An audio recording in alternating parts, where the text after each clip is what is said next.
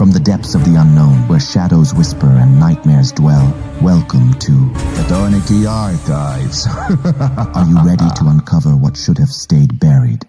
I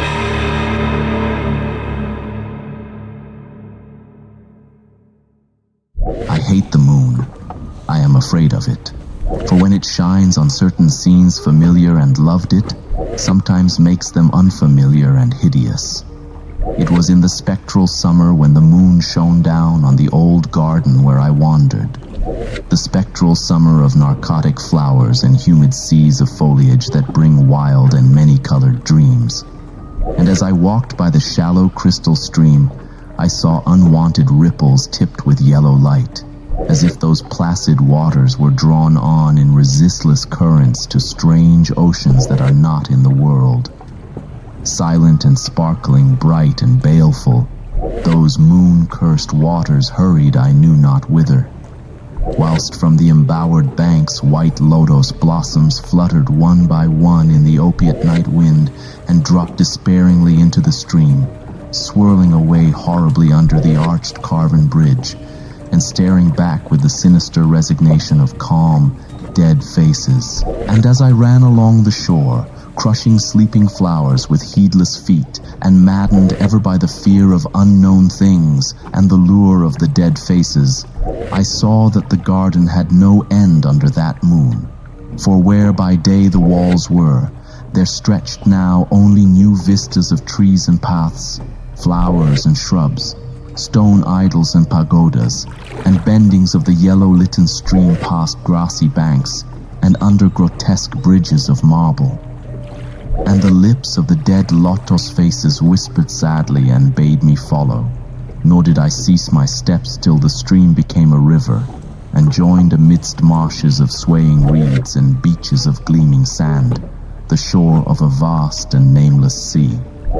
Upon that sea the hateful moon shone, and over its unvocal waves weird perfumes brooded, and as I saw therein the lotos faces vanish, I longed for nets that I might capture them and learn from them the secrets which the moon had brought upon the night. But when the moon went over to the west and the still tide ebbed from the sullen shore, I saw in that light old spires that the waves almost uncovered, and white columns gay with festoons of green seaweed. And knowing that to this sunken place all the dead had come, I trembled and did not wish again to speak with the lotos faces. Yet when I saw afar out in the sea a black condor descend from the sky to seek rest on a vast reef, I would fain have questioned him, and asked him of those whom I had known when they were alive. This I would have asked him had he not been so far away, but he was very far, and could not be seen at all when he drew nigh that gigantic reef. So I watched the tide go out under that sinking moon, and saw gleaming the spires, the towers, and the roofs of that dead, dripping city.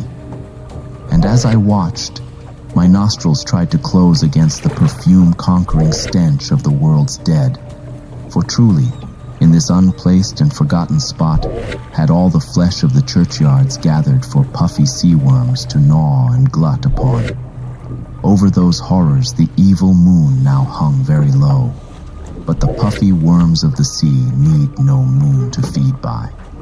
And as I watched the ripples that told of the writhing of worms beneath, I felt a new chill from afar out whither the condor had flown, as if my flesh had caught a horror before my eyes had seen it. Nor had my flesh trembled without cause, for when I raised my eyes, I saw that the waters had ebbed very low, showing much of the vast reef whose rim I had seen before.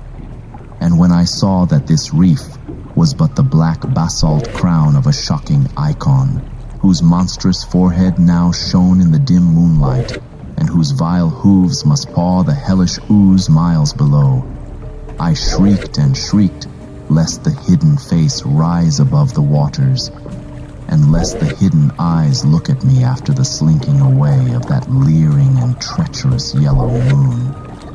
And to escape this relentless thing, I plunged gladly and unhesitatingly into the stinking shallows, where amidst weedy walls and sunken streets, Fat sea worms feast upon the world's dead.